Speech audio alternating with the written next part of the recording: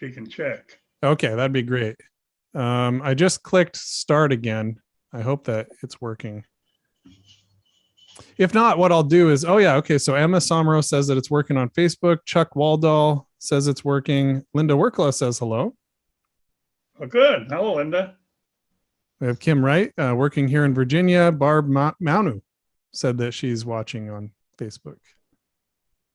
So folks, oh yeah, and then my aunt Shirley Lampinen says hi from Stan and Shirley. Thank you. And I'm going to grab the link because it doesn't seem to be showing up for some reason in the Apostolic Lutheran Interviews YouTube. I don't know why it doesn't show up here. So direct YouTube link, and I'm going to post that in there. I can't seem to find it on the YouTube side of it. It seems to be working on Facebook, but it wouldn't be an ALC interview without me wondering why it's not working. Is that on ALC, Dan? She's seeing it on ALC. On Facebook or on YouTube? On Facebook, Dan? On Facebook. Okay. Have her turn that down. Otherwise, we might get some feedback. Turn that down. Yep. Perfect. Okay. So Willie Matson says hello from Alaska. And Sandra Matson is there as well. Very cool. Letting people kind of come in here. Yeah, still waiting. I don't know why, but for some reason it's not showing up on the YouTube side of things. I did put a direct link over to the Apostolic Lutheran side of the YouTube side of things. So you can send those along. I'm going to actually go check, and yeah, it is up and running. So, and some people are watching. So that's good. Awesome. Well, it's great to have you, Allan. And we're going to get started here in just a little bit. Really appreciate you taking the time to come on and chat about these things. I think it's going to be a fun one. Well, thank you for the invitation. Yeah, absolutely. First off, I want to get started. Well, we always appreciate when people ask questions in chat. So please do feel free to put questions into chat if you have any questions for Allan as we go through this. Don't worry, you may not totally know who he is or his background, but we'll get into that as we get a little further into this. But we like to start with whose boy are you? So that's going to be where we're going to start, Allan. I'd like to ask whose boy are you? I am the son of Charles and Allan C Wirkkala.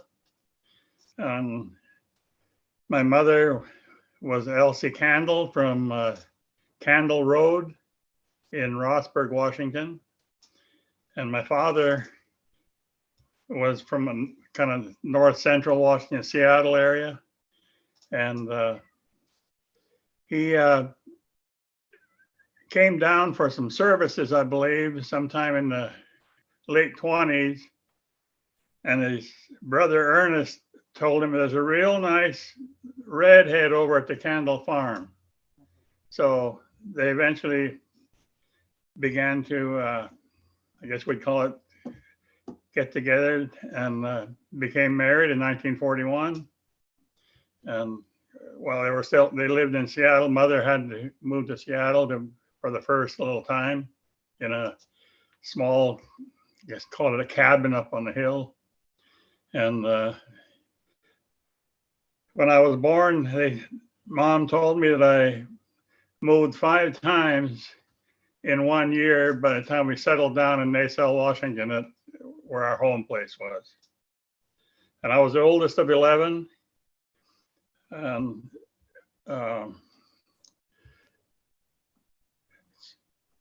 in 1942.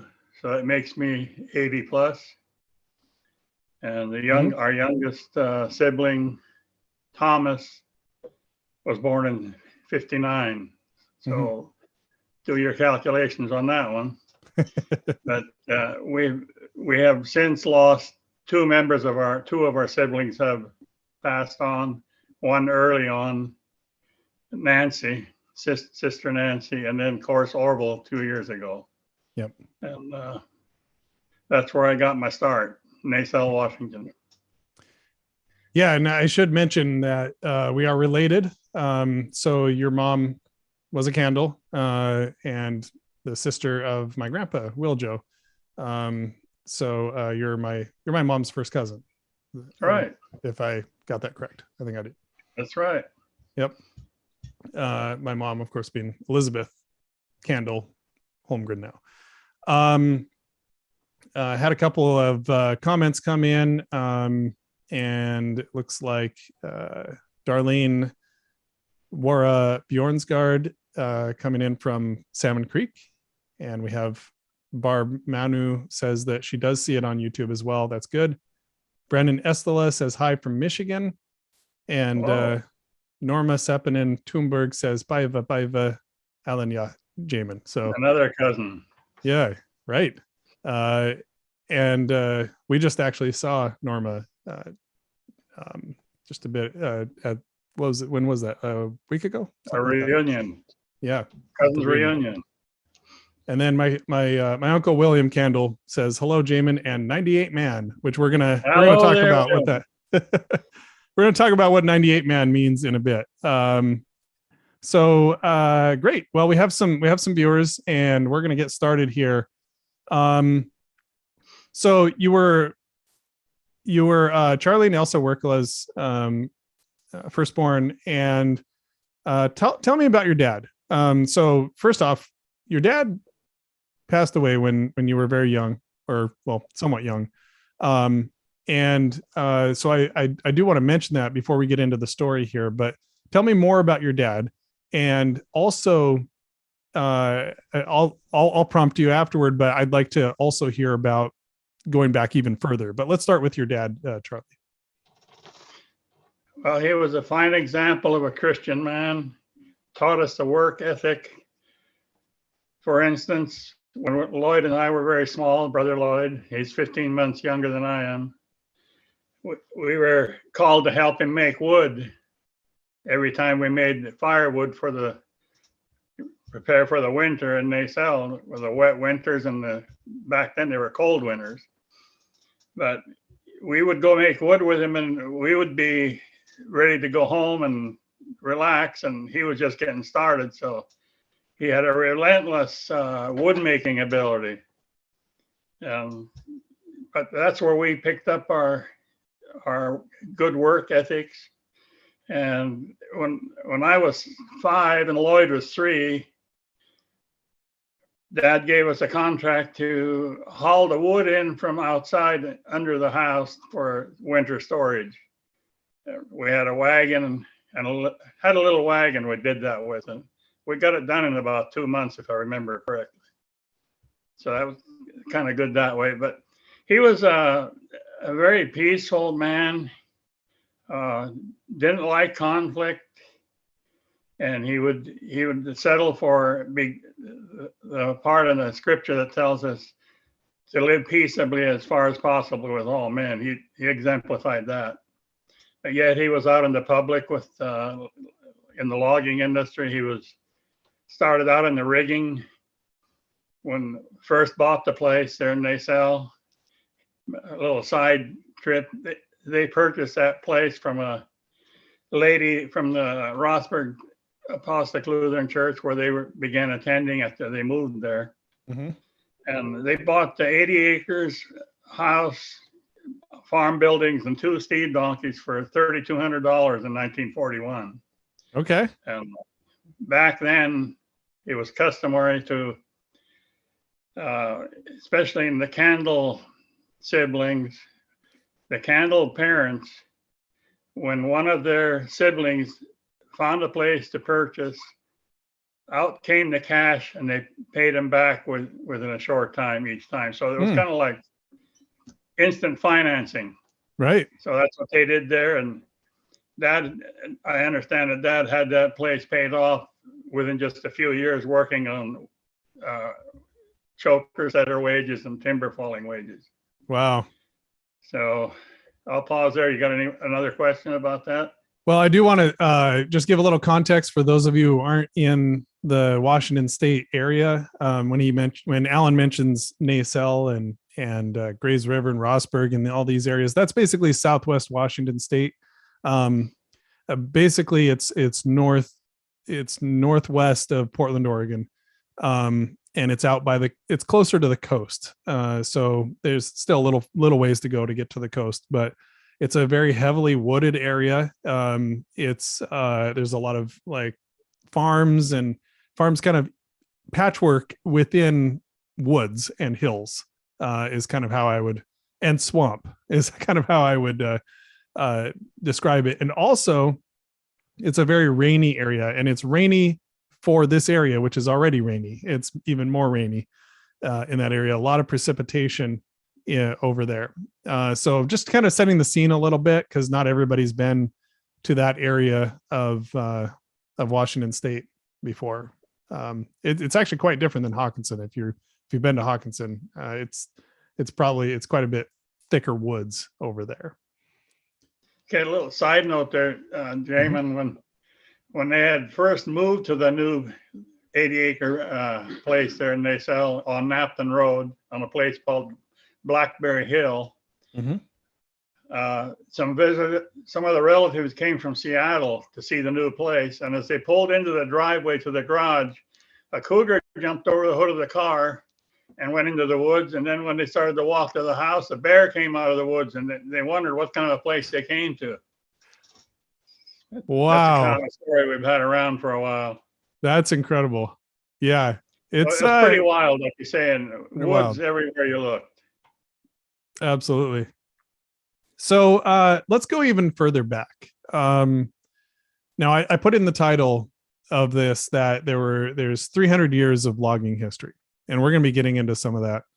But you actually told me before we went into this that it probably goes back further than that. Right. How far back do you think it goes? Well, I looked in some of I have some good sources for Wirkkala history. And I looked back and saw that even before 1500, the Wirkkalas were like parish owners in Finland, not too far from Kauston. And they all kind of come from Kauston. I read that the basic family structures around Kauston haven't changed that much for over 500 years, due to the fact that people just, other than the ones that came to America, the rest of the people that are there stay fairly local, and not much outsiders coming in there. Right. But in those early years, I read that in the history that they started out by clearing farm lots and eventually had wood. And later in the 1500s, they started developing ways to saw the wood into lumber. Later on, they cut much of the pine forests of Finland to make tar. They would have pits where they would heat the wood, and so the tar would run out of the pine.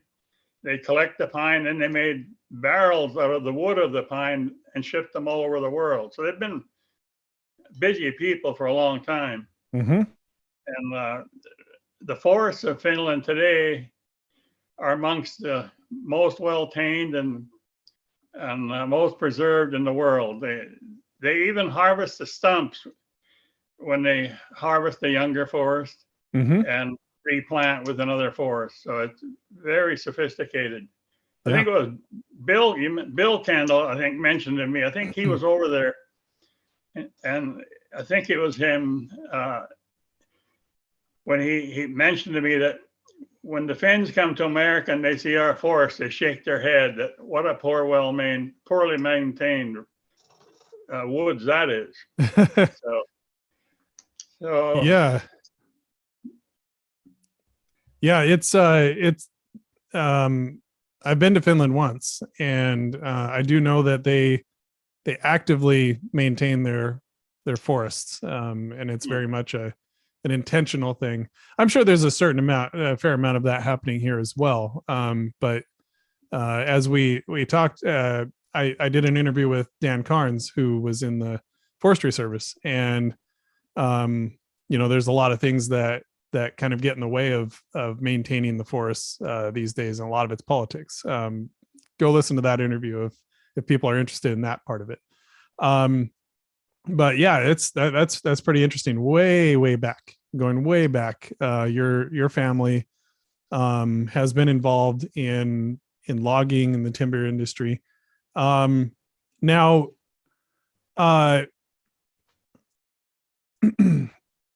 so by the way, I should mention you mentioned Orville, who passed away more recently. A lot of people would know him. He was a pastor of, was it Kingston Apostolic Lutheran Church, I believe? Yes.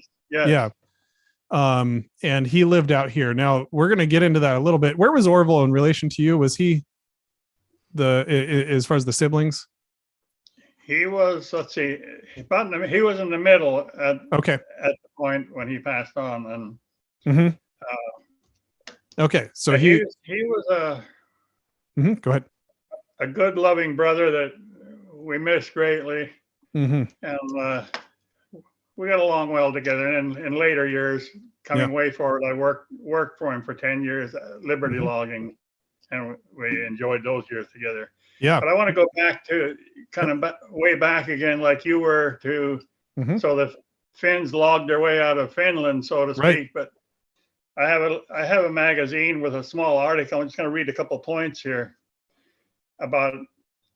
It's mainly about Oscar Wirkkala, the logging inventor, but it's got a pretty neat history here that that in 1897, Andrew, who was the pastor of our Clatskanie Church for a period of time, and Andrew was also the one that baptized myself and Lloyd while he was still alive, as he passed away in 1944. But Andrew and his father Abraham came to America in 1897, and they came to Rossburg. And then in 1898, Oscar made the journey after they had earned enough money to send fare back to Finland so they could come here. And then it goes into their logging history, which we may get into later. Yeah. And that's how about the turn of the century, they came to America. Yeah. Fantastic. Yeah. So let's see here. I'd like you to keep kind of rolling with that, if you don't mind, and kind of keep talking about that history, because I think that will set the stage for later when you came into it. Okay. So rolling along on that, in 1899, the father, Abraham, Andrew, and Oscar, they began logging in Deep River. And by 1903, they had moved to Nacelle, or not called Nassau in that time, when they logged until 1905. And I might add this, that Patricia at the family gathering we had last Sunday read about Matilda Candle. And I'm pretty sure that the timber that Andrew and Oscar logged in Deep River belonged to Matilda Candle. I don't know how they made that connection, coincidence or what, but that's what happened. Okay. And there are many Wirkkalas. There's about 4 different strains of Wirkkalas, all came from the Cowston area, and they all came, most of them came here to the West Coast and began logging and had successful companies. Yeah. And I kind of grew up with them when I was just growing up. They were in their prime in the late 40s and 50s. Yep. But maybe I should jump back to Oscar just a little bit. Yeah, right? I wanted to let me set the stage for that a little bit. So you mentioned Oscar, who was he was very influential, and in fact, I was interested to see that there's actually there's a Wikipedia page about Oscar Wirkkala. Yeah. And of course, Finnish pronunciation being Wirkkala, right? Is that correct? The what? Wirkkala would be the Finnish pronunciation. If I said that right, I may not have. But yeah, born in 1880 and passed away in 1959. And there's information here. I'm not going to read it, but I think you have some more information around this. I think the primary thing is the high lead method of logging being one of the key parts of it. Well, that took place when they moved, got finished logging that in Nasal. They went to Beaver, Oregon, or in the Mist area, and somehow they secured a large block of timber. That's when the Wirkkala brothers, Andrew, Oscar, Matt, Sam, and Alex, my grandfather Alex, they acquired a 9x10 Tacoma steam donkey in 1906. And it's the same year that Oscar married Johanna Mustala. And I might add that in the Klatskanai church, recently, the last Mustala passed away, about, I think, last year. Yep. I got to know him a little bit around there. Yeah. But this show that they got was they had to pull their logs down the hill. So when you pull logs down the hill, all the stumps are angled. I'll show you here. They're angled up as you're coming down. So the log will catch on every stump. Mm-hmm. And they were going downhill fast financially. So Oscar said, okay, that's enough of this. I'm just kind of envisioning how he was thinking, but he was pretty revolutionary in his thinking. And he said, we need to get these logs in the air. So he strung a cable from the bottom to the top of the hill. He built a little carriage out of scratch. And now he used the haulback line to pull the carriage up the hill, slack it down, hook onto the logs, pick them up in the air, and then let them down the hill with absolutely no hangups. But his brother Sam and him argued about the system so much that Sam got upset and quit the company. And we don't know too much about that, but there was a disagreement. But Oscar went on from there to develop the slackline logging system. And I got a couple of pictures here. Maybe we can see that. Yeah, I'd like to see those. You see that right there, the top right up here? You might have to hold it closer to the camera. Let's see if we can.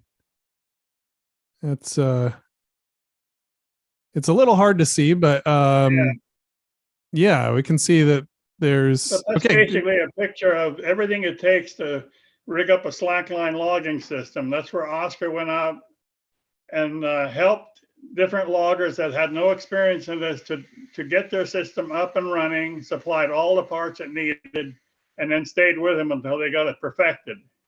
Yeah. And he was much in demand at that time in the Washington State. Yeah. And probably his biggest improvement in the logging industry was development of the choker hook, which enabled logs to stay hooked. And I got a picture. Well, I'll forget the pictures. It's kind of hard to see. But it revolutionized in 1912. The same hook that he developed back then is still being used today. And that's incredible. Probably thousands and thousands of them have been sold. Yeah. So this, like if you're logging on a flat land, for example, it's going to be a very different challenge than if you're logging on the side of a very steep hill. And I remember for myself, I helped my dad when I was a teenager, and my dad sometimes would get jobs building logging roads. And we'd be way up in the wilderness, way up in the hills and building logging roads. And I remember one time I was on an excavator and I took a stump and I put it over the side of the hill, and it went boom, boom, boom, boom, and kept going down the hill forever. I couldn't see where it ended. And probably not the smartest thing to do, but that's how steep it was. It was extremely steep. And with all this incredible timber there to be harvested, it was just very difficult to do it in maybe what you would do in traditionally like a normal slightly hilly area. It just couldn't do it. So Oscar came up with this idea and perfected this idea that is now still in use today, the slackline. The only difference today is that the cost of manpower, insurance on the logging side is so atrociously high that the insurance alone is higher than what wages you can pay each individual hourly pay. So that has necessitated a move away from what we call boots on the ground. No more boots on the ground. Everybody's in a machine. They do everything mechanically. So I'll just jump ahead to today's logger.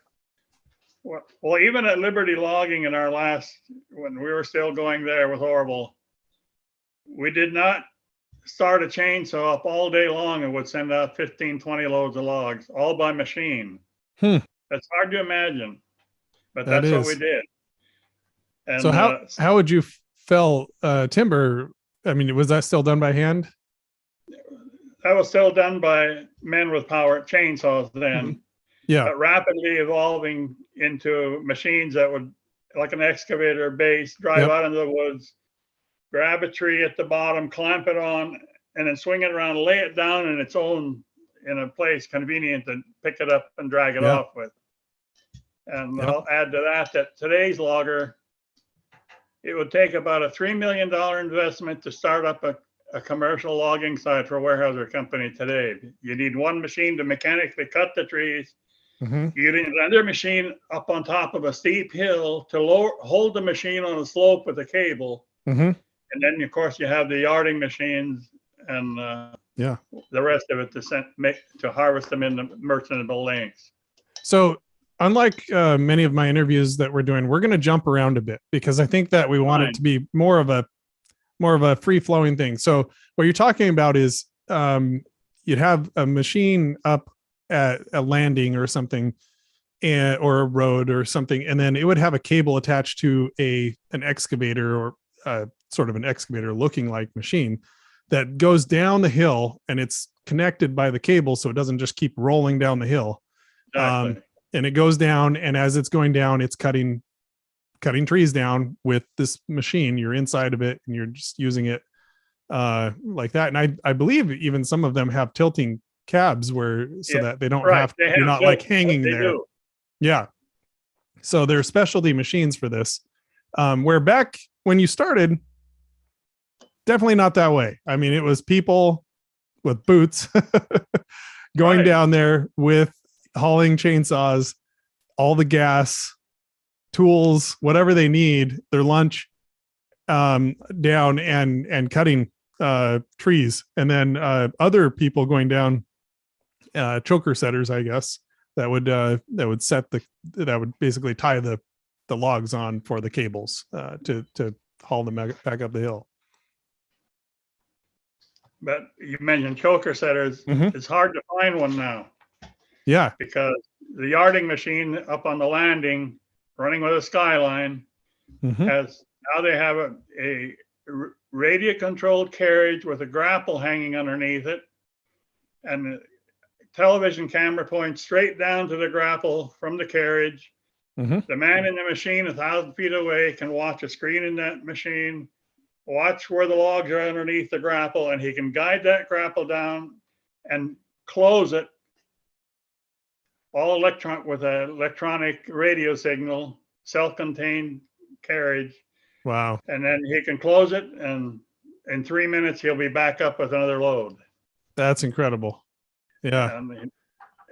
In some places they're still used, some chokers, I'll throw this in, they have what they call electronic chokers, which they can be set, and then when they bring it up to the landing and come to the right place, the man in the machine can flip some little toggles, and those chokers will open, and they'll be released, and then you can just send it back up, eliminating another man on the landing. Yeah. So no more boots on the ground. Yeah. And the reason that insurance is so high, and the reason that you're trying to avoid this, is that logging is pretty dangerous, right? It is a dangerous profession, and you know this probably more than most because your dad actually passed away in a logging accident. Would you mind spending some time kind of talking about that, how that came to be and sort of the impact it had on your family and on you? Okay. Dad was a well-experienced cutter. I think he must have had 15 or so years experience by then. Started out as a rigging man, but then became a timber faller and bucker. Usually they'll start out by training a new man to be a bucker, or the person that measures the logs into the right lengths and saws them into sections, and they have a head faller and the bucker usually working as a team. Mm-hmm. Well, eventually Dad became the head faller, and in 1962, working for one of the bigger companies in Southwest Washington, they were cutting a strip. You worked on right-of-way, you mentioned, so they were cutting a right-of-way for a new road. Mm-hmm. One day at the end of that right-of-way on a side spur, they came upon this 60-foot tree with a top blown out of it, about 3 feet in diameter. Dad put the undercut in, sawed the back cut, and put a wedge, one of his wedges in it. But then, I don't know how else to say this, but he had to have a nature call. Mm. So he went back the prescribed distance required by law, Mhm. went exactly back as far as he could go, and he came across up to a windfall that was chest high, so he couldn't go any farther. In the meantime, his partner tapped that wedge and decided to fall the snag on his own. I don't know what the communication was, kind of a gray area there. Mm. But when he hit that wedge, the snag tipped forward and also started rotating to the side and went around almost 100 degrees, and the very end landed on Dad. Just crushed him. We never got to see him again. So when they investigated that scene, they found that where the cuts had been made in the tree, underneath the bark was a long pin knot that eliminated the wood that he thought was there to hold that tree in line. So when Elmer hit the wedge, it lifted up off that pin knot, started to fall, and just rotated around exactly right, and Wow. and terminated him. That is so sad. But And that morning, when I had this part of my life experience, that was the first morning that I had breakfast with my dad before we went to work. I was driving truck for a small company in the same area, and we had a nice breakfast that Mom made for us and said goodbyes. And at 11 o'clock that morning, the road I was hauling on with all these friendly truck drivers, they all quit waving to me. They wouldn't look at me. oh no. When I met them on the road, they stared straight ahead, almost like avoidance. So I started getting this foreboding feeling. Yeah. And had that until I got home about 3:30, and Mom met me at the door, opened the door and said, "I had a phone call that your father has been hurt." Mm. And that's all she said. Hmm. But it wasn't long before cars started driving in the driveway, company pickups, just all kinds of people started driving in the driveway, crunching the gravel, I heard. And we found out that he'd been instantly taken away from us. And now that was biggest shock I've probably got in my lifetime, like I'll say. How old were you? I was just, let's see, I was born in 42 and that was 62, so I was 19, 2 months away from being 20. And how old was your dad at that time? He was 50 and 5 months. And that's a shock. Whew. Yeah. And you had how many siblings? I had 10 siblings. 10 siblings. Yeah. So your mom she was left with 11 kids. Obviously you were old enough at that point to more or less support yourself, but many of them weren't. The youngest, how old was he at the time? Well, he was born in 59, so he was not even 3, Thomas. Yeah, not even 3 years old. And just going back to the accident for a bit there, it was just a matter of feet, because if that deadfall hadn't been there, and he could have gone just a little bit further, potentially, he Yeah. would have, and it would have been no problem. It would have been a little bit of a scare, but he would have been okay. You said there was a pin knot. What's a pin knot? Well, a pin knot is like a normal knot in a tree on the outside. Mm-hmm. Every tree has knots that start from the inside, and as they grow older, they'll break off, dry, and break off. And as the tree gets taller, they'll clean themselves up. But this knot happened to be right exactly where he had relied on it for holding wood, what we call on a hinge wood. They try to leave a good hinge wood on each side to direct the fall of the tree in a certain way. Mm-hmm. That failed according to the state L&I accident report that I saw. And it like suddenly released, and it must have had some lean to it that it went around that way. Right. Yeah. And now that isn't what you would, I know I've heard, I've been around the logging industry a long time. I think the first time that I got paid as a job, other than mowing lawns, was washing log trucks. So I've been around it a long time, but I've heard about widowmakers. Is that something different? Widowmaker is usually a limb that has been torn out of another tree as it falls and being lodged in one next to it that it went brushed by. Oh, I see. In fact, in 1956, if I remember correctly, Dad was hauling the huge fir timber in Grazer, Weyerhaeuser Company, and he didn't know there was a fir limb stuck 100 feet above him in this fir tree that he was cutting on. And a slight wind must have brushed that limb loose. It was 20 feet long and 4 inches thick where it had been torn from the tree. And his partner saw something above, so he yelled at our dad, and he jumped back, and it hit him right in the front of the hat, drove the hat over his nose, and hit him really hard. And he got up and shook it off and stayed. I think he stayed home for a few days, and they went back out there. But ever since that time, he would have these attacks of vertigo where he would become so dizzy he couldn't walk, and it acted exactly like someone that had too much to drink. And it's just something he lived with the rest of his life. Threw off his balance. Right. Wow. By the way, catching up a little. Just, Jamin, on the widowmaker subject. Yeah. The same right-of-way project that Dad lost his life on. Another man from Nema, a little younger, on a Friday night, about 2 weeks later, was walking out on that same road.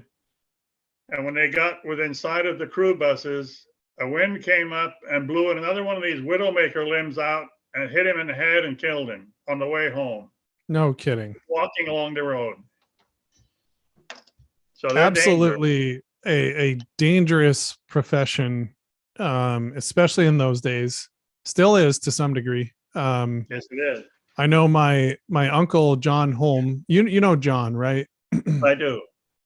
So John lives further north up in Enumclaw, but he is still to this day a feller. He cuts trees and in the woods, and he had a bad accident, almost died, got hit by something, a tree or limb or something. I don't remember exactly the story, but it crushed him pretty good. But he survived, and he's out there again now. But that was probably 25 years ago or so.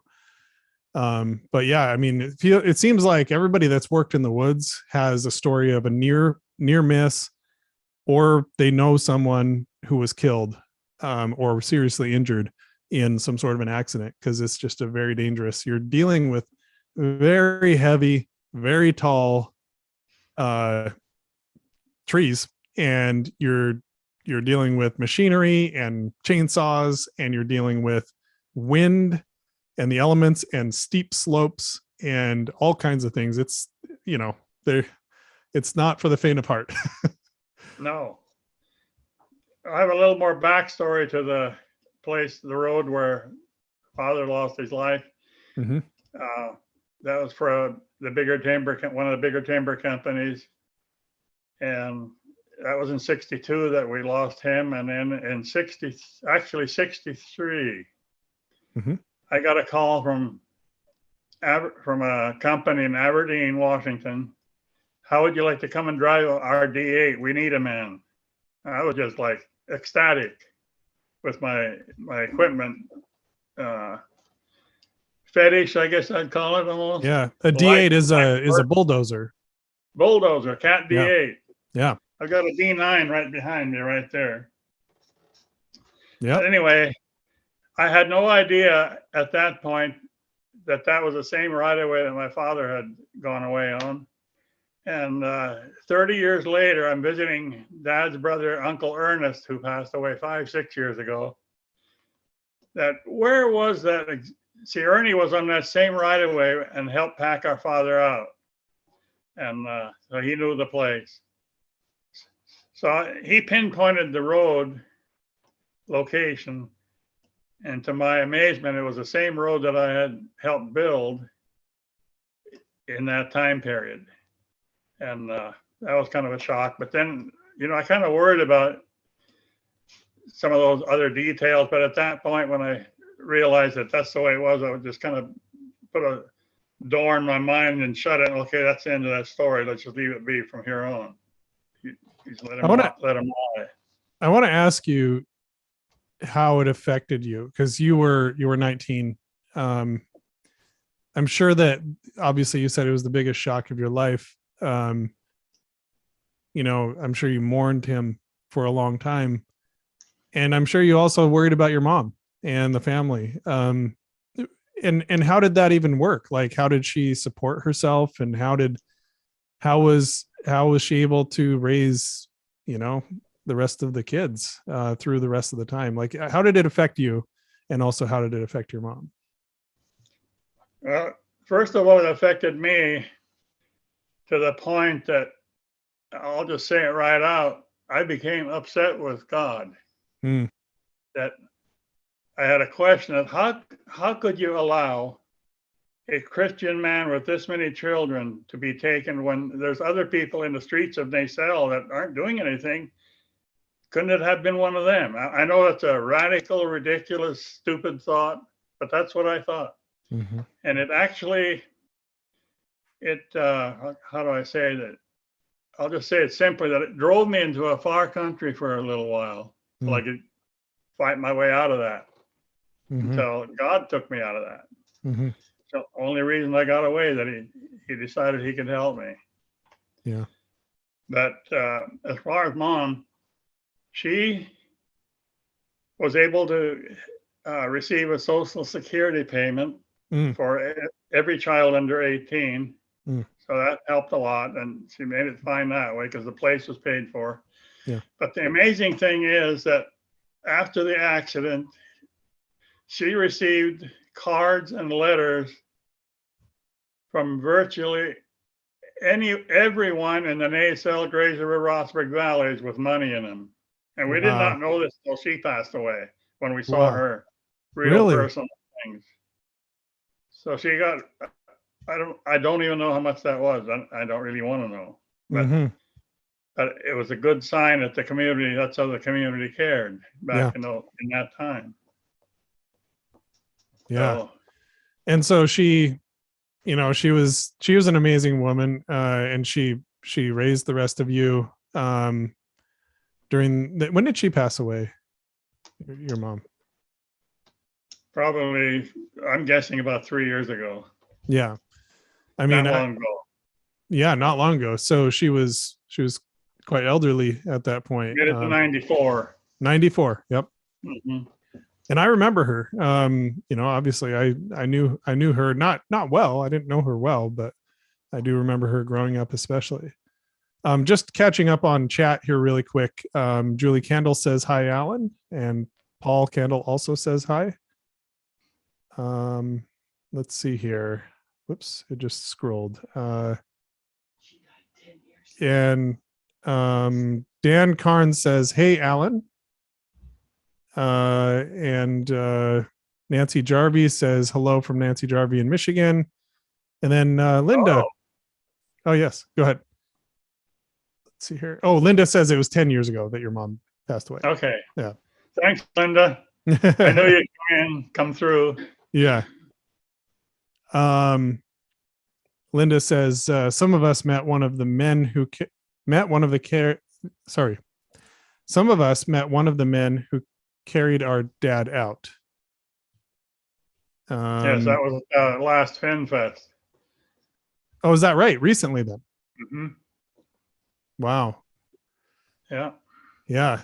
Then my mom, Elizabeth, said, I knew it, Linda. I think referring to the 10 years ago. And then Linda said that he was in his early 30s at that time, I assume. Yeah. Okay. So yeah, so some comments coming in through there, but yeah. Yeah, a very traumatic time. And now, as you I don't know if you want to tell the story. I probably should have asked you before, but you mentioned that to me a while ago, that as a kid, there's a time where you ran some equipment when you probably shouldn't have. I don't know if you want to tell that story, but feel free to tell me and I'll move on. The statute of limitations should be passed by now. I would imagine so. I'd love if you'd tell that story. Well, right here is a picture of me on the Caterpillar 30 on the Candle farm. Paula Candle painted this for me out of a photograph. That's and really Brother neat. Lloyd on the Ford tractor. We were around that farm a lot. And that's where I first learned about Caterpillars. Mm-hmm. I saw that name Caterpillar on that metal on that dozer, and I thought, man. Then Uncle John would go push brush around out there, and I just loved that. And it kind of evolved from there. But when Lloyd and I were in high school, we had another friend that fortunately the state highway department decided that we need a new highway right past our house. Man, was that a dream. Here comes first a crew of cutters. They cut the right of way, and we had a logging company from Castle Rock came and logged all the right of way. Well, now here comes the big equipment. And D9s, there's a D9 right there, similar to the one that was there. And of course, we watched them. And I can't remember how I remember it was wintertime, raining hard, and all the construction guys had gone home for the winter. There was nobody around, but they left all these machines there. You know, how old were you? Just, I don't know if I missed that. I was about 17. 17. And Lloyd was 16, something like that. So we just started like, well, you know what? It'd be kind of nice to, I wonder if that would run. So it kind of evolved from wonder if it'll start to wonder if it'll move to, oh, we moved to 10 feet. That's enough. They might come and catch us, so we'd go home. Yeah. So we evolved into another company came with bigger, more equipment, and we actually sent to the Caterpillar dealer for the instruction manuals on how to properly start and run those things, and that was good. So they sent them. They didn't know how old we were. So we got the instruction manuals for a D8 and a Cat DW21, and we'd wait till about midnight, 1 o'clock in the summer, and we'd sneak out the door. But we didn't want Orville to come because he was only 9 years old. So we'd get out there, a pickup being super quiet, and we'd just about get ready to take off and go. And here's little Orville. Guys, I'm going with you. No, you're not. You're way too young. You can't go. And he looked at us and he blackmailed us. He said, if you don't let me go, I'm going to tell the superintendent's son on you. He's my classmate.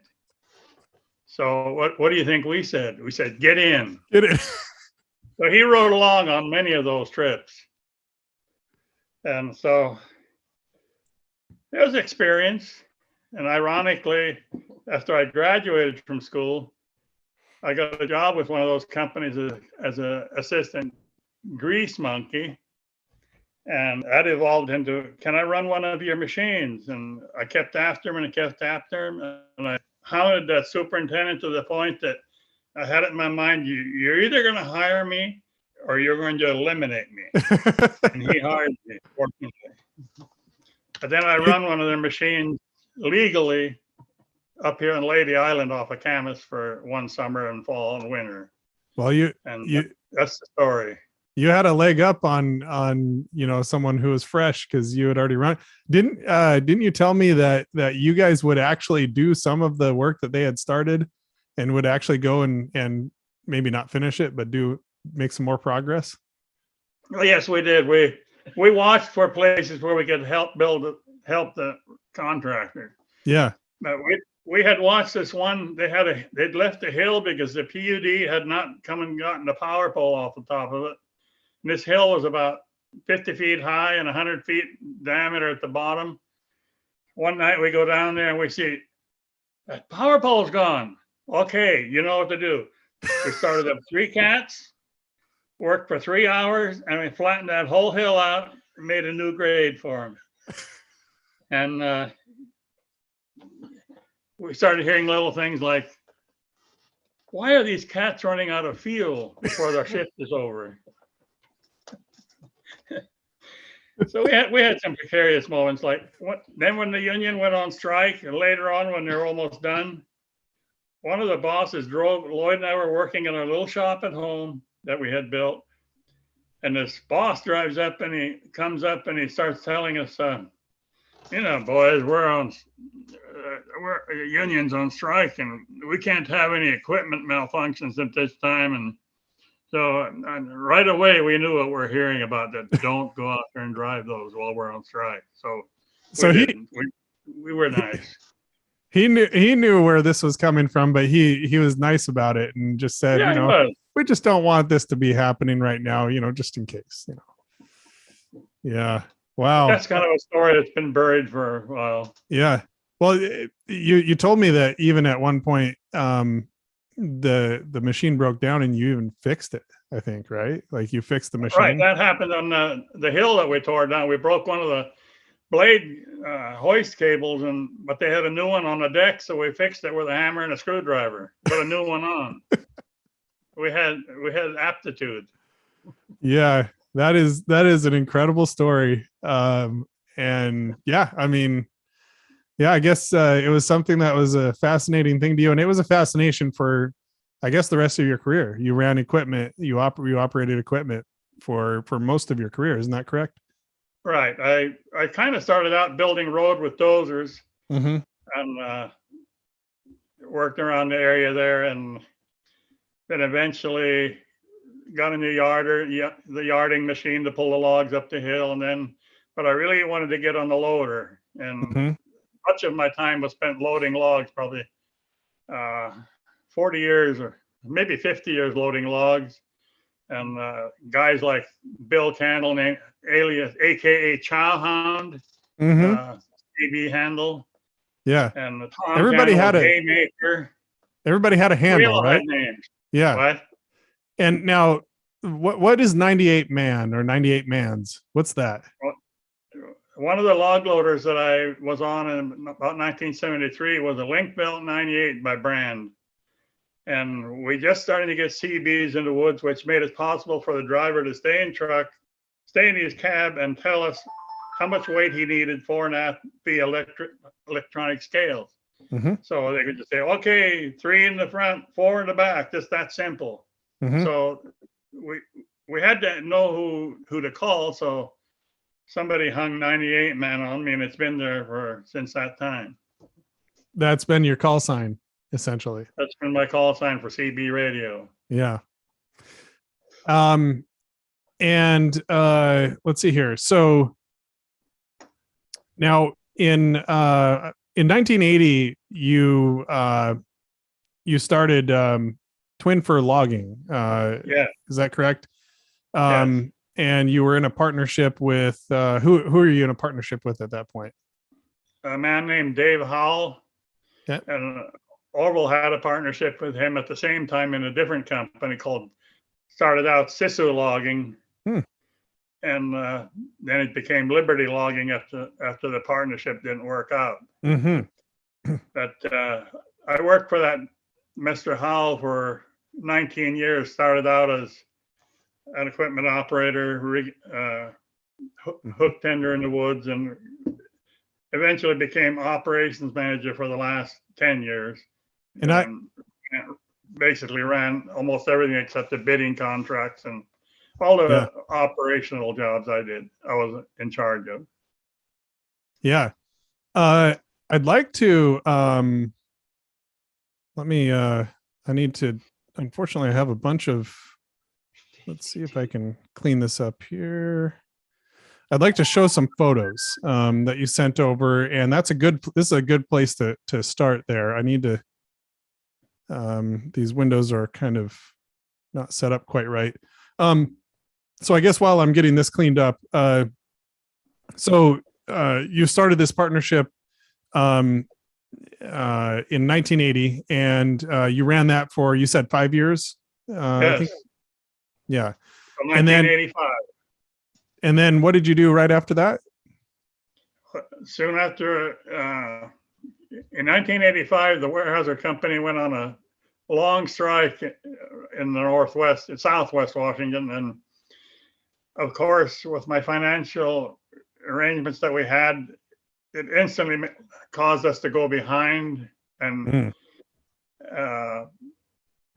let's see, I could add a lot of things, but I won't go into so much detail. But basically, the reason the company went on strike was there was an argument in Raymond in their little log yard about who was going to grease the log stacker. Was it the shop crew or the sawmill crew? So they struck over that, and people did not go to work for 7 weeks. If you can imagine such a thing. I called the business agent up during that time after the 3rd week, and I asked him, do you realize how many people you're affecting? He said, doesn't matter. We're fighting for the principle of the thing. And I just gave up at that point and said, have a nice day. Yeah. I want to show this photo, and we'll get into the other photos as well, because this is, I think, a good pivot point into these photos that you sent over. So this was Twin Fir Logging. This is a company pickup. Who's this sitting on the hood? It's one of our driver's daughters. She was just along for the ride. Okay. Yeah. But I thought that was relevant. A truck lurking behind the brush there. Yeah. And then at the time, that was a fairly new pickup, probably. That was a 78 Chevy 4x4 that I sold to Dave Kendall eventually. Okay. Yep. Yeah.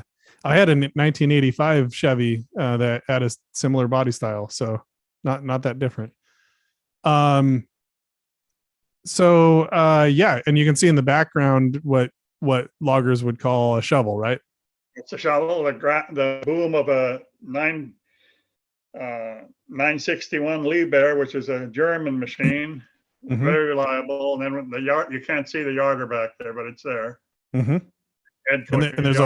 there's a truck as well. There's a log truck here. Right. Yep. And this was our very first job in the Aberdeen area after the market. Dave Howell changed these operations, and I lost that position I had. But he did. That's when he offered me the partnership. And in some ways, I'm glad we did, but in other ways, I'm sorry that we did. Yeah, sure.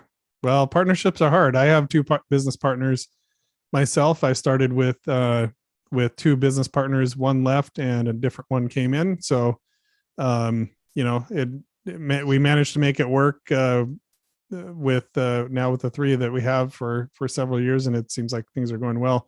But it's not an easy thing. You have to all be pulling in the same direction, and that's hard to do sometimes. So here's another photo, and we're going to jump around a bit here. Can you tell us a little bit more about this? I know this is a mountain that's very, very close to where my mom grew up, where the Candles grew up. Yeah, this is about a mile below the crest of KM Hill, what we call it, going up KM. And this is Candle Brothers Logging Company in 1961.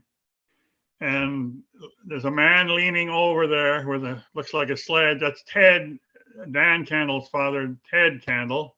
Mm-hmm. Yep. Of course, My grandpa's brother. father of many. Yeah. But here, the shovel-like machine or a crane, that was a 19. Our uncles were very, very innovative, or innovative, whatever you want to say. But they bought that machine that was a 1925 lumber crane from Montesano. It had been a Port of Grays Harbor machine since brand new, and they bought it in about late 50s, I believe. Reworked it, built it, took the crane boom and made it into a heel boom, like you see. And also, they put in a set of yarding winches in the front, which made it into one of the very first yarder shovels that could yard logs to itself and load, far ahead of the times, that's amazing, where they are now. But that was kind of the forerunner of those. But they made that work. Yeah. And of course, the dozer, that's Uncle John Candle's pet there, and they're replacing some parts under the track frame there. Over on this side, or where you're talking? This here? Right down here on the left. Yeah. If you look down on the right side, you'll see it's lifted up and the track is taken off. Oh, yeah. Sure. They're underneath. They're changing some rollers. Yeah.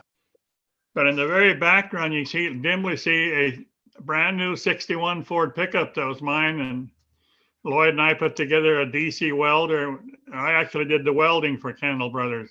Okay. I mean, can you imagine the older uncles watching their almost a teenager guy doing their welding, but they trusted me for that. I can't imagine, especially those imposing, very tall, fins, I know my grandpa, and they were intimidating guys, but yeah, they must have trusted you. Yeah. This is another photo of Candle Brothers, it looks like, on KM Hill. Yeah, and this job, I was the lone rigging man. Uncle John ran the donkey there with the frame up in front of it to lift logs in the air, and we had no signal system. We relied on hand waving to let him know what I wanted. Wow. Pretty archaic, but it worked. So you had certain ways to kind of like move your hands to, yeah, almost like flagging or semaphore or whatever. Yeah. Yeah, they're standard signals for logging and crane work and all that type of thing. Do people still learn that, like the standard signals, or is that kind of gone by the wayside now that they have radios for everything? Well, I believe they still hang on to that as a backup. You have to have a backup. Sure. Yeah. Deep River log dump in Deep River, Washington in 1962. Okay, here we're looking at, you can hardly see it, but there's a red Mack truck in the background at what we call the banding station, where they put steel bands around the load to hold it together before they dumped it into the water. Much easier to raft and to store. And I drove that truck for probably 5 months until I had a run-in with a late warehouser employee on the Deep River Camp Road, and it was kind of both our fault, but he blamed me for it. And when I got home that night, the boss called and said, you don't need to drive my truck anymore. You were a bad boy. Oh, no. Yeah, that's got to be a big disappointment at that point. Then you have to go find another job, I guess. Well, he was a burly, cantankerous, owly type of guy, and I wasn't about to discuss anything with him. Yeah. So here's another photo you sent me. So this looks like Grays River Logging is the name on the door. Okay. And one thing I want to point out here about 1968. Okay. Yep. One thing I want to point out here is just you can see that this is very steep territory. I mean, there's, this is a road or a landing or something here, but it's steep there. It's not flat land. Yeah, that's an old style loading machine there that used cable grapples and no hydraulics. That was what I first learned on, and they're very actually fun to run when you get everything working right. It would only take about maybe 10 minutes to put that load on right there. Is that right? Wow. So they, instead of having hydraulic pistons, it would have winches with cables that would kind Right. of operate And the boom. open and close the mouth to grab the logs. Yeah. Yeah. Anna Mary, her Mary says, hi, Jamin. Hi, Alan. Hello there, man. Tell me what this is. If you look closely, you'll see the Wirkkala name up on top. It's a little hard to see, but that's the choker bell, basically the choker bell design that he invented. Yeah. And there was, like I say, thousands and thousands of those were built. And I would say I read that on average, he received a royalty of about 50 cents per bell over the whole period of history. Okay. This design he gave to a company in Portland to build for him, but they altered the design and built their own version, slightly different, and kind of infringed his patent, so to speak. Yeah. And he was in a lawsuit with them from 1921 till I think 1937. Wow. Trying to get his true royalties, but in the end, he decided it was better to sell the patent to him and be done with it. That's what he did. No kidding. Wow. Yeah, that's unfortunately inventors often get in those situations where companies will essentially steal the design and run with it. But you're saying that his design is pretty well used to this day.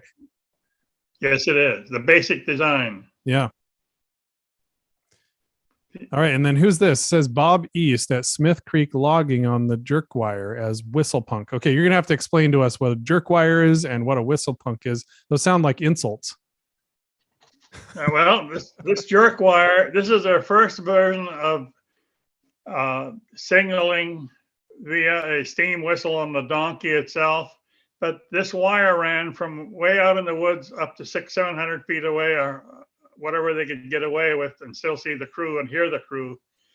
But they actually had that tied to spring poles, so it didn't take 30 pounds of effort to trip the lever on the steam donkey 800 feet away. Mm-hmm. So that's why sometimes you had to jerk on it pretty hard. Oh, and okay. He's known as I don't know if they called him a jerk wire punk or not, but he punked the whistle by jerking on that wire in sequence, like two quick jerks, or 3 quick jerks, or 4 quick jerks, or longer. Okay. That's how they gave the signals for the man sitting in the yard on what to do. Either go ahead, stop, go back, right, tighten up, all kinds of things. What are those signals? Is it like 1 for stop or something like that? How does that go? Well, Johnny Cash gets it messed up in his song, but okay, it's basically 1 for stop, and we use that 1 for go until about late 1960s, I would guess, somewhere in there, maybe earlier. Okay. But that was dangerous because the stop and the go were the same signal. Oh. And if someone happened to just touch a signal, there would be the choker setter would be hooking on their logs, and all of a sudden the engineer gets a go. Oh no. And he goes and causes all kinds of mayhem. Yeah, sure. So eventually it was changed to 3 for go ahead, 4 for slack on the main line. Okay. There's about 25 different whistles just for high lead logging and slack line logging. Is that right? 25 different whistles. Oh yeah. And then you get to where you can understand pretty much all of them, I would assume, or at least the ones that you need to get to the place where it's automatic and a reflex, or for instance, once when I was running a little yarder near South Bend, we were still using the 1 for a signal. It was a kind of a hard show, and I couldn't see any of the logs, and I was on the donkey. Yeah. And we grind away, and this log got hung up not too far from the landing site, So the hooker wanted to come and take care of the hang up. Mm-hmm. I waited 2 or 3 minutes and I get one whistle, beep. So I was ready for it. We'd been fighting that log for so long, I was a little bit upset, so I just cranked on it. And he was walking on the log to that choker when I broke the choker right in front of him. It's a ball of fire, he said. Whoa. And the log didn't move, fortunately, because it was hung up tight against the stump. It just wouldn't come out. Where did the one whistle come from? He blew it. He blew two, but he only got one with his system. Oh. Well, okay, then it makes sense that one would be stop only. Because if you ever get in a situation where you blow one and then the rest don't go, it stops. That's it. You're not going anywhere. Yeah. Okay. That totally makes sense to change that up. That would be dangerous. Chuck Waldall says, I just read a book called Deep River about this area. It was quite interesting. Good book. Okay. That book is written in the locality of where we grew up, right behind our home place. I need to read that then. Deep River. That sounds interesting. Karen Kern, Candle originally, says hello from a cousin in Alaska, Alan and Jamin. This is so interesting to me. Hi, Karen. Oh. All right. Let's move on to the next one. So here is Charles Wirkkala, your dad, in the early 1950s. Yes. Here's where he was cutting Weyerhaeuser Company out of the Grays River. And this is the type of timber they had all the way from the low hills at Fossil Creek, all the way over to Peel or the mountain. About probably 30 miles of old growth timber like that grew there when they first went in there. Wow. And this is probably about a 7 or 8 foot fir on the stump. But this is what you can kind of tell that he wasn't he wasn't a very large man, but he was wiry and strong. Mm-hmm. He was good at this. This is probably one of his best things that he learned to do. What's he doing? He's bucking with a McCullough 99, Super 99 McCullough, one man, or actually a 2-man saw, but there might be a guy on the other end, but he's bucking that log off so it can be handled. So basically getting rid of all the limbs and whatnot. Well, there's probably no limb, but he's doing what we call bucking there. I always thought that bucking was getting rid of the limbs. Is that not the case? No, that's called swamping or knotting. Really? Yeah. Okay. This whole time I thought bucking was that you buck a tree, it would be cutting the limbs off. So what is bucking then? That's what he's doing here, cutting into sections, manageable sections. Okay, I see. So he's cutting probably 20 feet long so it can be handled lengths. Easier. Okay, gotcha. Makes sense. And then this says above Chinook, Washington in 1968.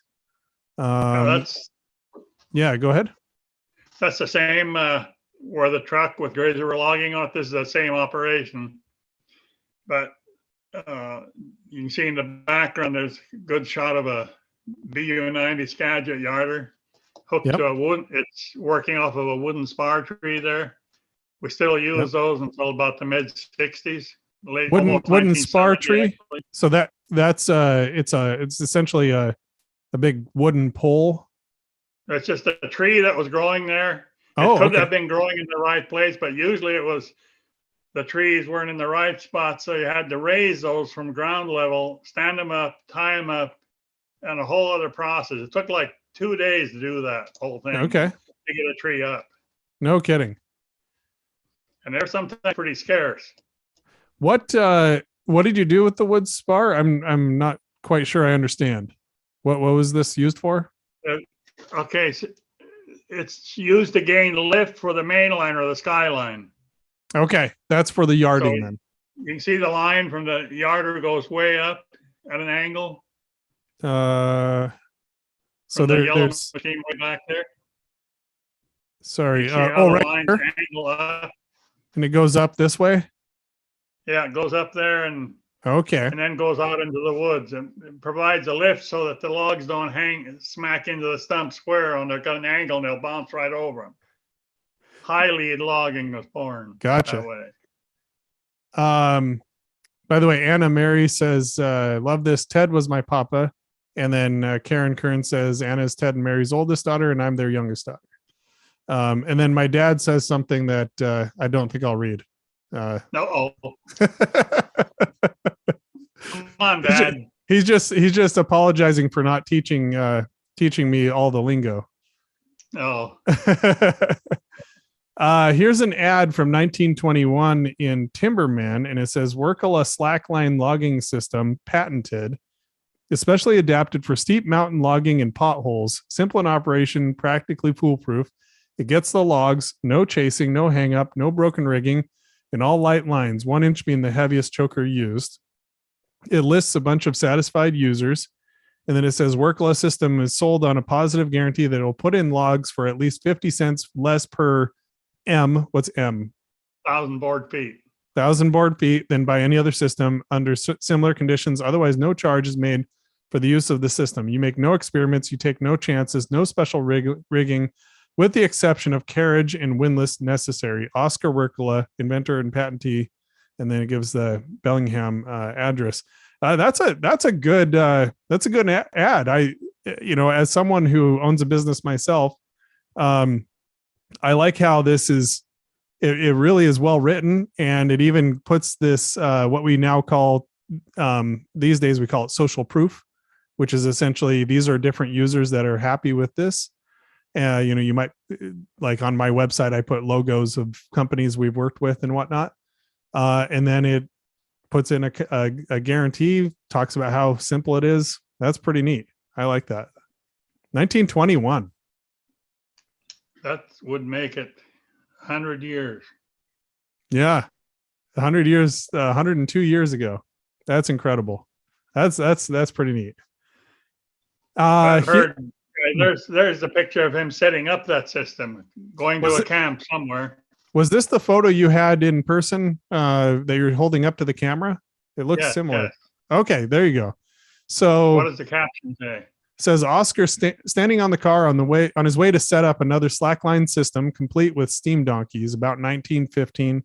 The windlass standing to his left was another of his patents to help with changing tail holds in the back end. Okay, you're gonna have to explain to us lay people what changing tail holds in the back end means. That is the rear anchor point for number one, a good strong point to anchor the skyline to so they can tighten it up and hold logs in the air. So it has to be a really, really strong, well-rooted point. I don't think we explained what the skyline was specifically. So that's the main cable that the logs are dangling from underneath, right? Like it's the main one that kind of goes all the way out, right? Right. Yeah. Okay. And then so this is a line that goes from the back of the yarder down to the ground, basically, right?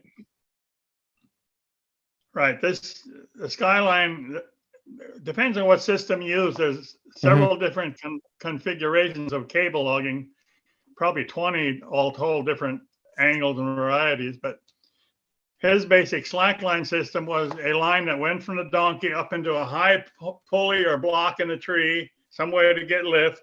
Then it went out over the canyons and over hill and dale to a good anchor point. And he also developed what we call a carriage. I'm think of something practical. Well, like people zip line nowadays. Yeah. Imagine the zip line wheel being the carriage that runs on the cable. Yep. Well, the donkey also has winches or drums, we call them, to pull that back and then pull the load in. So there's 3 different drums this engineer is handling all at the same time. Right. With a slackline system, that early system, when you got the carriage or the system out, the chokers hanging from this carriage, and you get some other whistle signals to lower that skyline down to where they could reach logs to hook onto. Mm-hmm. And then when they got them hooked, they would blow a tight line, 1 and 2, or different companies use different ways, but then they get them up in the air and they fly to the landing without touching the ground and getting hung up. Yeah. But then the haulback line usually needs to be kept separate from the skyline so that it doesn't interfere with the operation. So when those guys are out there, they not only need to watch the skyline where it's going up and down, but this haulback line is constantly going up and down and hitting the ground. And many folks have been sent into orbit by stepping over the haulback at the wrong time or not paying attention to where they are. Right. So all those things have to work. So it takes eyes and ears and everything else to keep you alive out there when you're in that system. Yeah, I'm trying to look up a diagram that might be useful for this sort of thing. A lot of the ones I'm looking up look like they're not quite the same. Well, you can tell me, I guess you can tell me if what we're looking at is what you're talking about. So this may or may not be, and actually I need to, okay, yeah. No, this is a shovel log. This is a shovel yarder. Let me find a different one. Oh, similar to the one Candle Brothers used. Okay. It's just a simple high lead system. So this here. Now here you go. Okay, yeah. Go. So the now tail. There's an example of a skyline. Yep, skyline is the big one that goes all the way between. Yep. And then you have this carriage. Yeah. And you have the main line which goes to the carriage. And let's see, why does this look backwards? Wouldn't the main line go to the? That's a tail hold back there that has been elevated so they can get enough lift over the logs and not drag them on the ground. So that's what the Oscar's windlasses were for. So in this case, it's being dragged down the hill rather than up the hill. So okay. Right. And they've topped the tree back there, and then they've had to put guy lines on it, just like the spar, to hold it up and hold it steady. Yeah. Okay. So this kind of gives people an idea of what we're talking about when we say skylines. The guy lines are the ones that go to the ground here and kind of hold the thing up. Right. And the tail hold is kind of the main guy line that keeps that's where a lot of the load would be. Kind of a lot of the it's pretty heavy. So you got to have a good. What would you usually tie that to? A stump or something? To a stump, preferably if it's high enough. Mm-hmm. But in this case, they didn't have enough lift, so they've got it up about, I'd say, 70 feet up in a tree. Yeah. And tied it down real well so it can stand the pull. Yeah. Yep. Okay, let's see if we can go back to where we were. There's your dad, there's that. And okay, we were there. So, okay. So the famous 2-speed slack line patented by Oscar. So this is part of the machinery of that system. This is a part of the system that he invented. Is called the Washington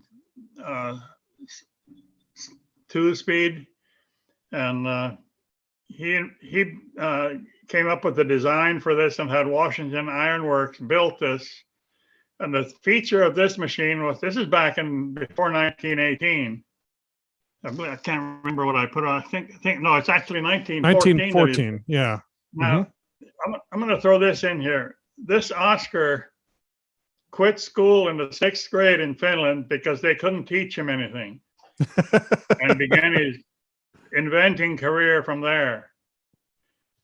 But he able to develop this, and they actually used this machine not 3 miles from where I was raised on Napton Road for Bricks Logging Company.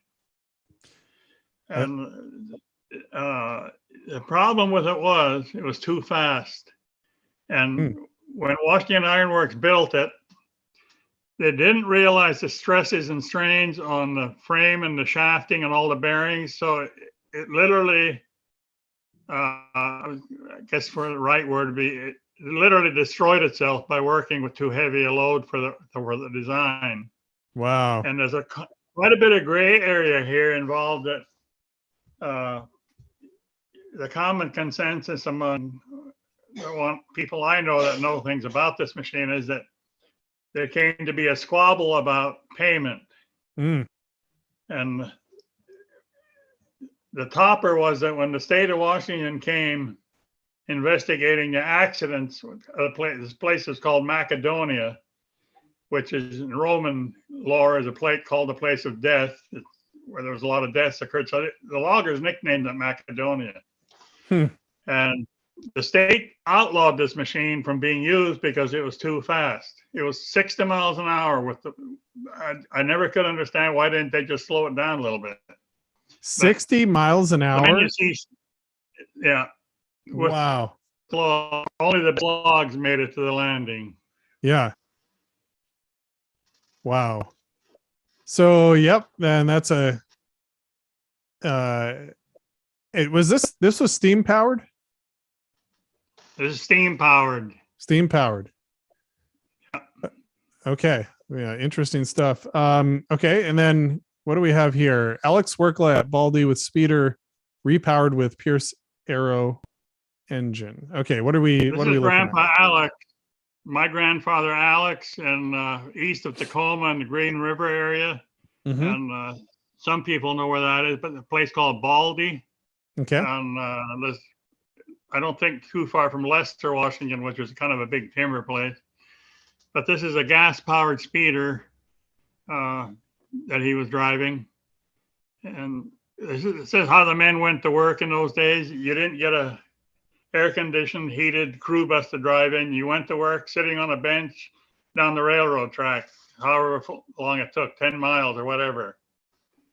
And there's a story about Macedonia that comes to mind is that in the early days of Macedonia, even though this picture is in Green River, but they had a speeder like this, and a snowstorm and a kind of a storm came up, so you couldn't see very far. But as the loggers are going up, met another speeder that had 3 deceased loggers on it, and got some tree had blown down and clobbered them and got them all.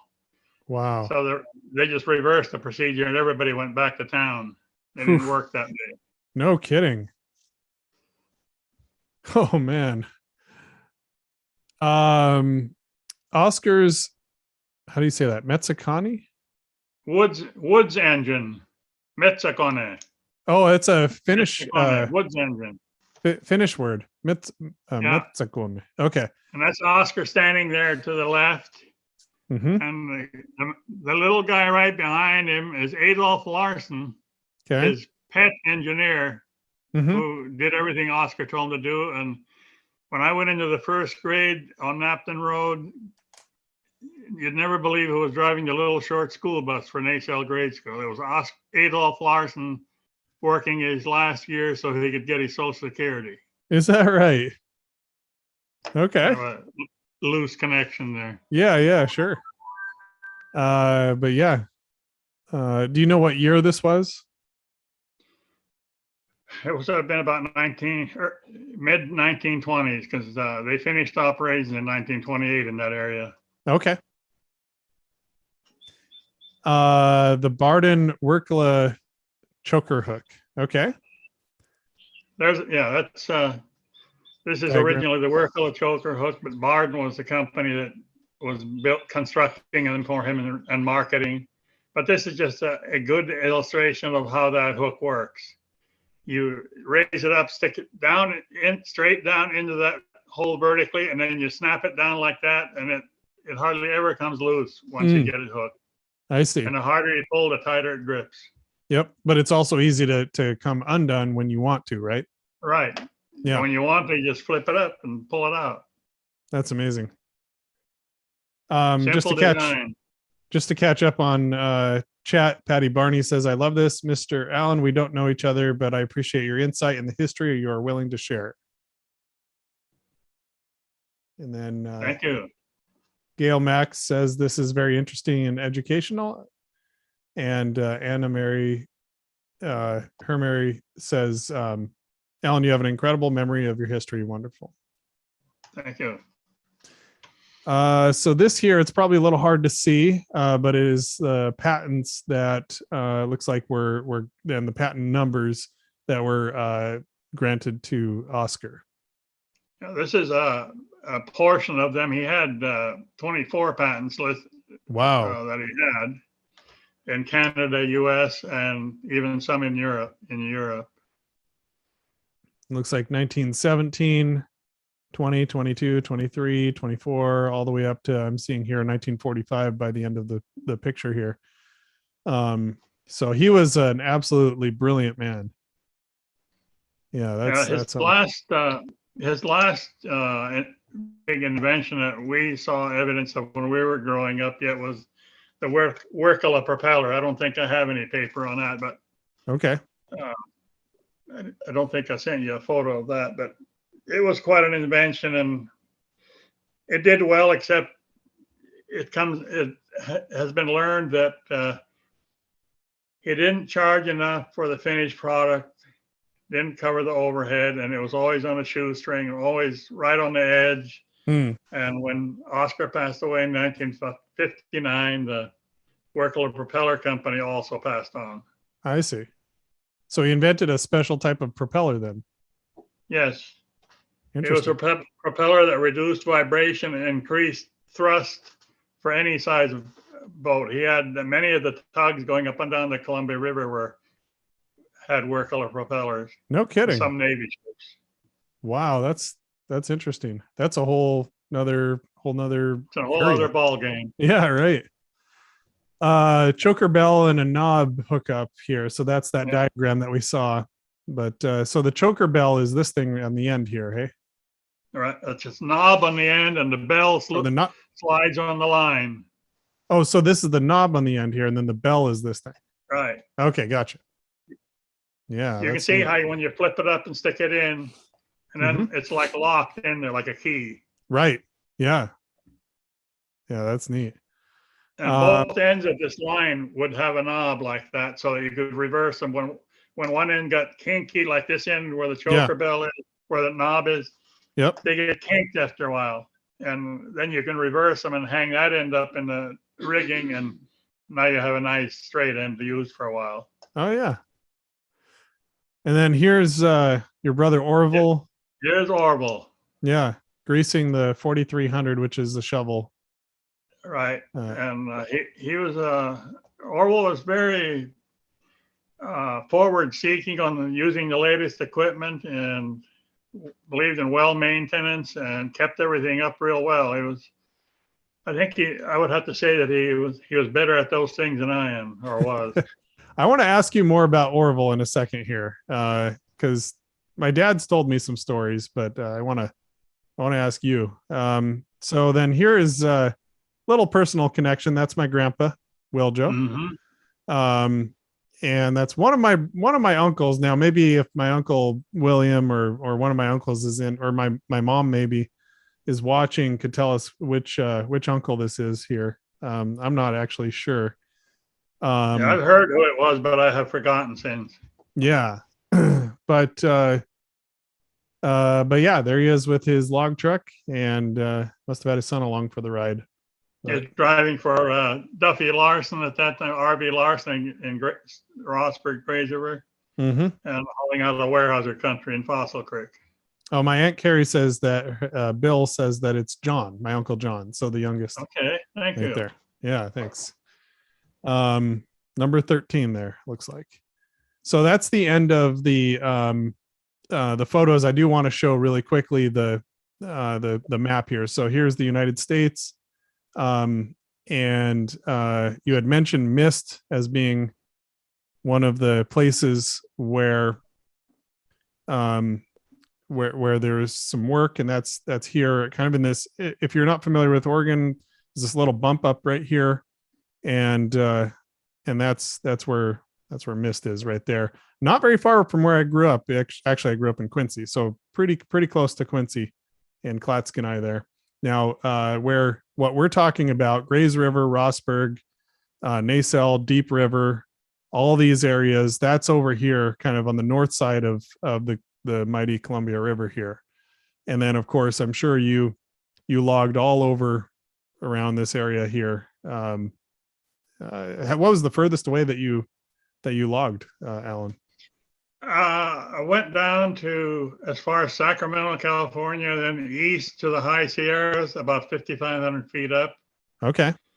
And worked in some sugar pine, ponderosa pine, cedar. Okay. And yeah. And I had a preconceived notion that California, they had some timber, but I was not prepared for what I saw. It was unbelievable. Yeah.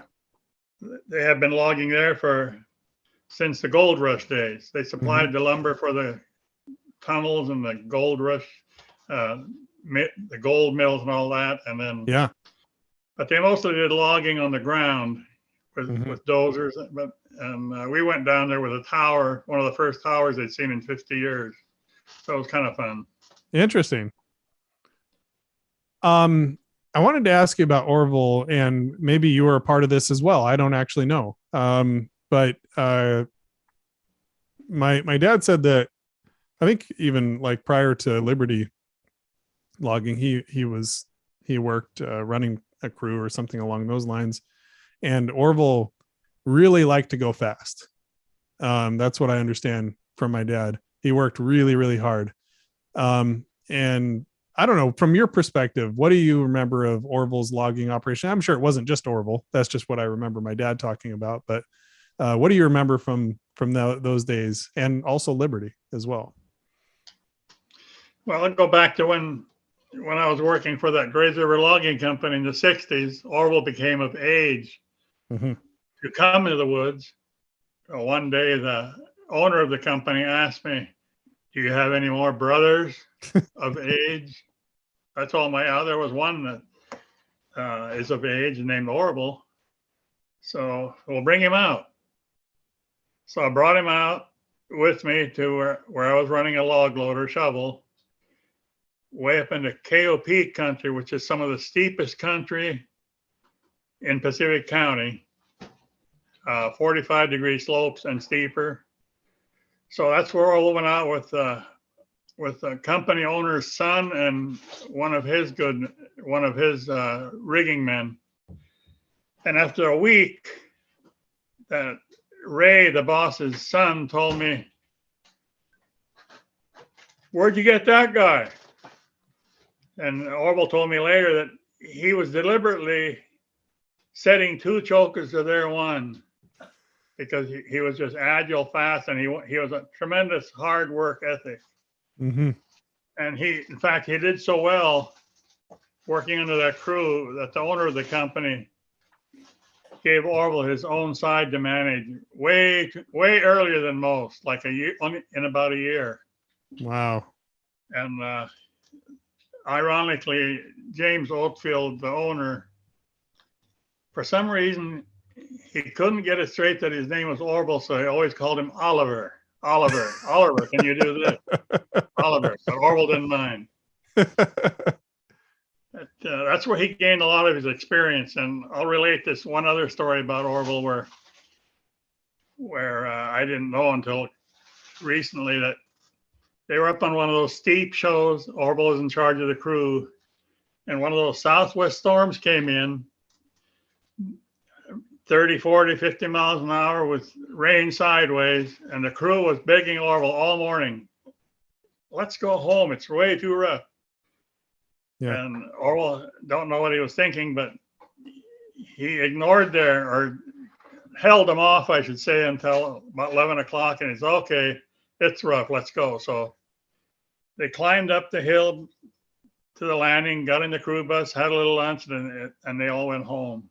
Of course, overnight, the storm blew itself out.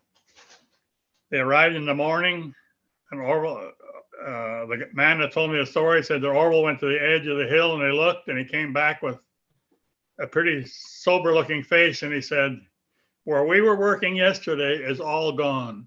It all slid down the mountain.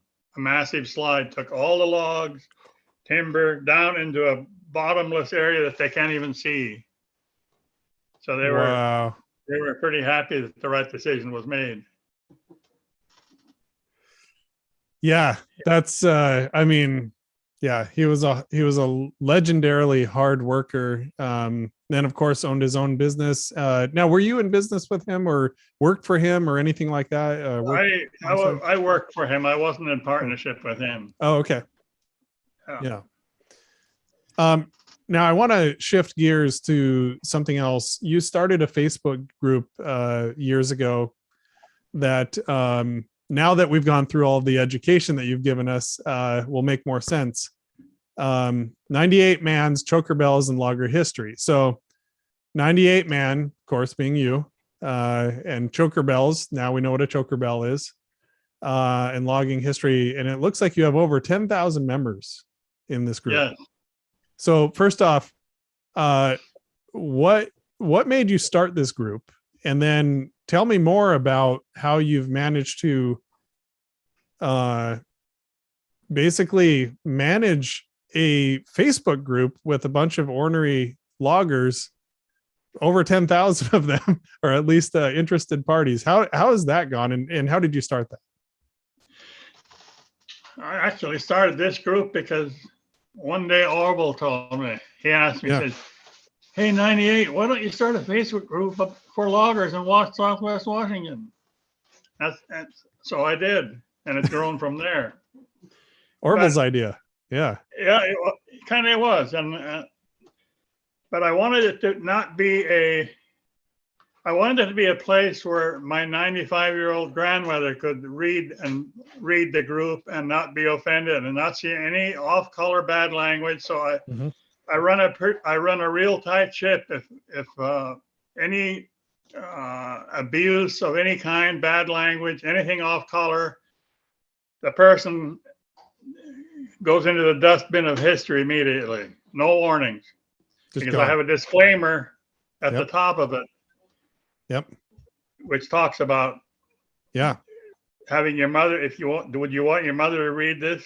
Right. It's pretty simple that way. And there has been a few unrulies, but they just have to go away. Well, and also my goal was to have it a place where other loggers could see that this person needs some help. Maybe he'll get have a job. So I post a lot of job postings from companies all over. I have a high priority on the latest safety instructions, the latest equipment, innovations, all that I try to keep that there, keep it interesting. A little bit of politics, but not too much. Yeah. Let's see, one other thing I was thinking of. I also wanted, I heard Steve Worry talking about when you're out there in the woods and you don't feel like you're really doing much about spreading the gospel or passing on how we believe, how our different philosophies of honesty and truthfulness. But I have tried to when there's a death of a logger, I post those with requests for prayer and let people know that there's an opportunity. You can pray for this out. So the people get the idea that we're not like the snooze chewing, drinking, carousing type of logger in this group. We're the Christian logger in this group. Sure. Yeah. In fact, a good friend of mine, Finley Hayes, who was the editor of the Loggers World magazine, friend to many loggers, he began that magazine in the early 60s. And in later years, probably about 1978 or so, he became a Christian, and he changed his philosophy a lot and started a group called Christian Loggers. Yep. And there's another new group by that name today in Oregon. But Finley's was a group that oriented itself toward, there's got to be more Christian loggers out here than what we hear about or see. So many loggers joined that group. I was the president of the chapter in Aberdeen for a number of years when I worked there in that 5 years, in 80 to 85. And we had some good times, and there was some times where we were able to help some people. Yeah. So that was a good thing. Well, it's amazing. I think that, I run a couple of communities, and I've started a few communities, including the ALC community that we're streaming this into. And I remember when I started this, I think I might have even reached out to you to ask for some advice, and you gave me some advice back then, I think, if I remember right. And I think that you're right. Like, one of the things you have to do, it's always tough, because people won't be happy with your decisions, if you kick them out, or if you delete their post or anything like that. Right. There'll be cries of censorship and whatnot. But at the end of the day, it's important that there's a place where people can feel free to, like you said, you could have your mom go on there, and you can, it's a place that is family friendly. It's open to everybody. And so you make those rules very clear. And of course, anybody can start their own group if they want to go make one that is, no holds barred, let anything go type of thing. Just, you're not going to join type of thing. No. And it turns out that over 10,000 people, almost 11,000 people agree with you that this is the way that it should be run, because they're a part of it, and they're following the rules. So I think it's really something. I think it's something that is maybe a bit of your legacy in some ways, Allan. This group, this community that you've helped connect together, because I'm not sure that they had a lot of opportunities like this otherwise, to connect together on this type of a thing. I also like that you have priorities, around safety and around getting people jobs if they need visibility and those types of things, because I think that those are very important. Diane just brought me over a question by Beth Wirkkala. Asked, She wanted to know what was the story about Oscar going overboard at the back of a boat and watching to see how the propeller worked. To invent his less propeller. Well, the story I heard was that number one thing he did, he would get a propeller installed on a boat, and he would get a cup of water or coffee and set it on the stern. Yeah. And it would hardly have a ripple in it to show him how much smoother it was. Yeah. But he learned that by diving overboard, watching the propeller cavitate and all the different stresses on the propeller, and he designed a small notch near the hub that would release that turbulence. Is why it reduced the turbulence.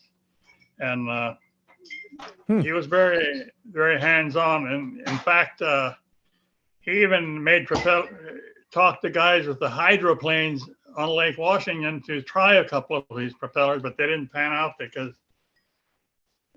the one boat that he put it on disintegrated and sank, and something happened to the other one, but it didn't work out, and they didn't pursue that. Oh, so, wow.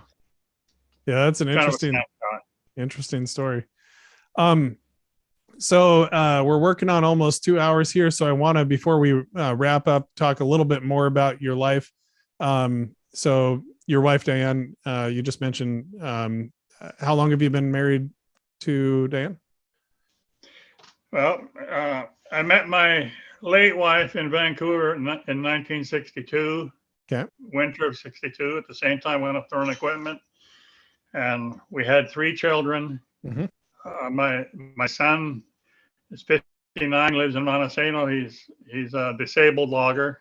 Mm-hmm. He's an equipment operator, but both of his shoulders are so weak that he can no longer work, can't lift anything, and he's been pensioned off by the state. Mm-hmm. And he has a hard time with not being able to work. He'd love to be out there, but it's not to be. And he's doing okay, the best he can with what he's got left with. Mm-hmm. And then our first daughter, Laura, contracted kidney disease shortly after high school, and she passed away at the age of 44, 10 years ago. Mm-hmm. Or actually 12 years ago. And she was very active. She never did shut down as far as staying home and just suffering. She worked until the last 6 months. And finally, during one of her when they do the blood transfer Mm-hmm. dialysis. Yeah. She went to sleep and never woke up again here on Earth So, anyway. yeah. And then I have a third child, Carmen, is a retired ICU nurse and lives in Issaquah. Okay. And she and her husband work online with Microsoft Contractor. Oh, interesting. Yeah. And so then you asked a question about Diane. Yep. Diane just put her hand up and said, "Hey, what about me?" So okay. I was single for about 3 years, and in this retirement community that I live in, I hosted I took over a Bible study for another person that passed on. Mm-hmm. And she was one of the people that was attending there, but I think it was 2019, 18.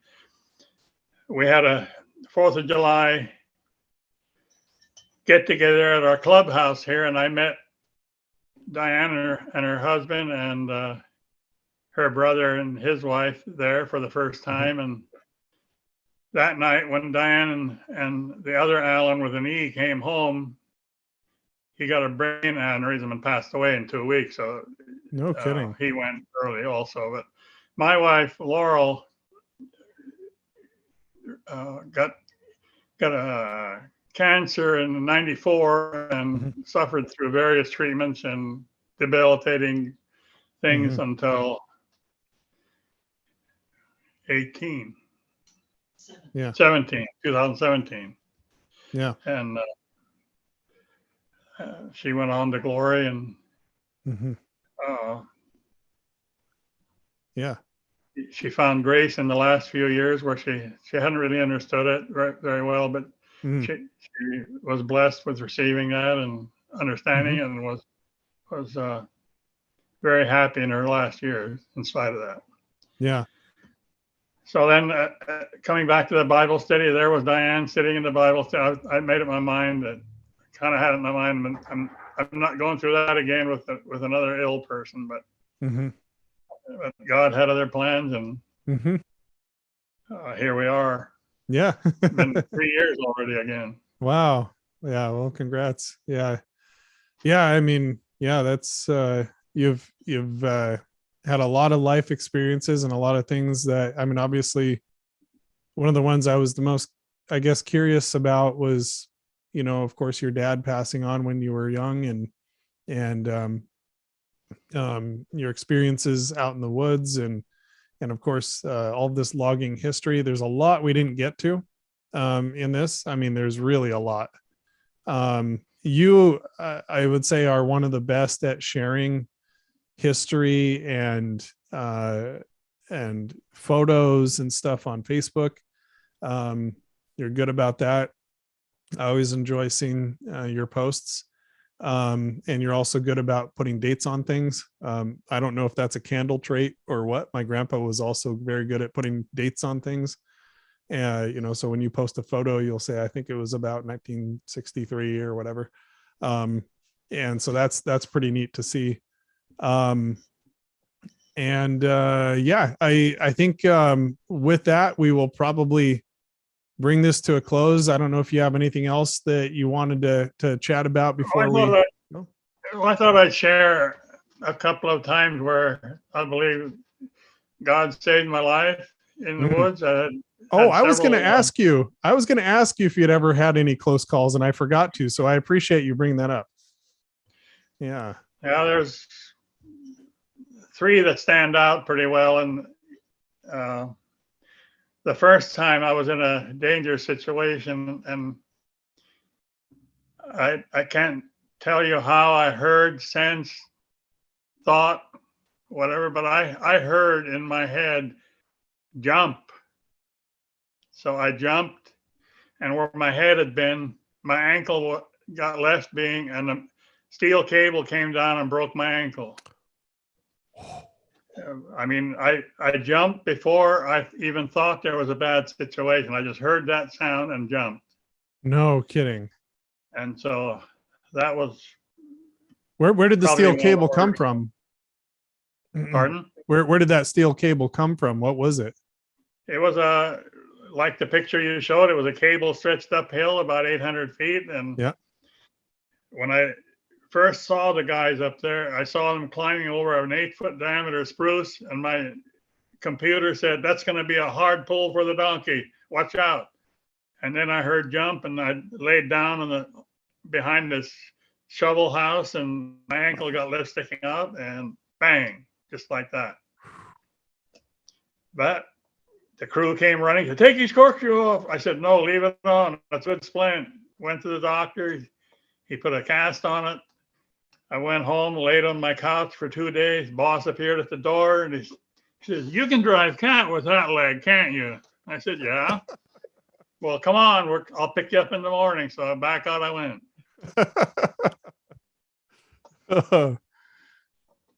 Wow. But that's a good one to close with. I call that a God thing. Yeah. Yeah. Yeah. I'm sure you have many more stories. Many more stories. But thanks so much, Allan. I really appreciate you coming on and sharing these things, talking about the history of logging within your family, and of course all the, your uncle, your great uncle Oscar, and all of those things. I have other notes that we didn't get to, but we got through a fair amount, and I appreciate those photos as well. That was those were really helpful. Very cool. So thanks everybody for coming along with us. Betty Lampinen says, thank you for sharing all the history. I enjoyed it immensely. Diane Wirkkala. Oh, Diane says, totally fascinating.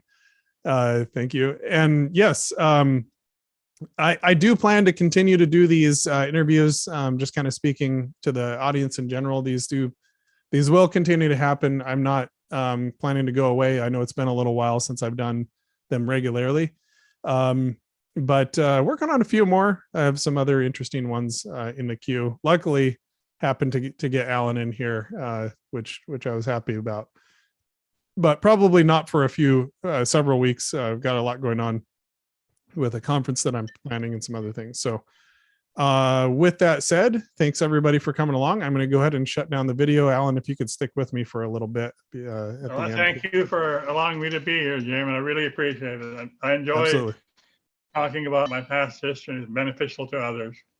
Absolutely. Yeah. Thanks so much.